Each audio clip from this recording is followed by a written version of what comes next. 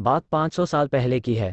पुर्तगाल के व्यापारी हिंद महासागर के समुद्री रास्तों पर कब्जा कर चुके थे। इसके बाद वे कोशिश में थे भारत पर राज करने की, लेकिन उन्होंने सोचा नहीं होगा कि भारत में उनका सामना हो जाएगा उल्लाल के सिंहासन पर बैठी एक ऐसी योद्धा रानी से जो उन्हें नाकों चने चबाने पर मजबूर कर देगी। वो थी तुलु रानी अब्बक्का।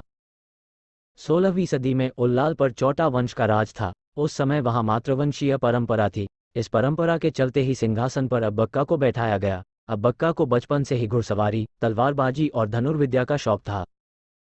अब्बक्का के शासनकाल में समुद्र के रास्ते उल्लाल से मध्य पूर्व के देशों को मसाले, चावल और कपड़े का निर्यात होता। पुर्तगाली उस समय तक गोवा पर कब्जा कर चुके थे। ऐसे दौर में ही सन 1525 में पुर्तगाली बेड़ा उल्लाल पहुंचा। वे उल्लाल के व्यापारियों पर सस्ते दाम पर माल बेचने का दबाव बनाने लगे।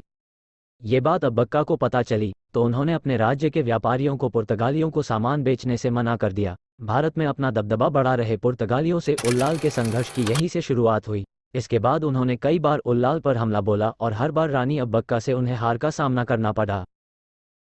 इतिहासकारों के मुताबिक रानी अब्बक्का ने पुर्तगाली व्यापारियों की सेना को 1-2 साल नहीं बल्कि कई दशकों तक उल्लाल में घुसने नहीं दिया। एक रोमांचक तथ्य है कि भारत के इतिहास में वो ऐसी अतिन्म योद्धा थीं जिन्हें अग्निबाण चलाने में निपुणता थी।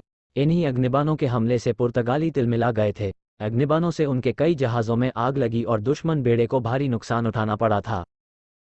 इतिहास में दर्ज है कि सन 1555 में पुर्तगालियों ने एक बड़े समुद्री बेड़े के साथ एडमिरल डॉन अल्वारो डा सिल्विया को युद्ध के लिए भेजा। उन्होंने वहां पहुंचकर अब्बक्का से रंगदारी मांगी, लेकिन रानी ने साफ मना कर दिया।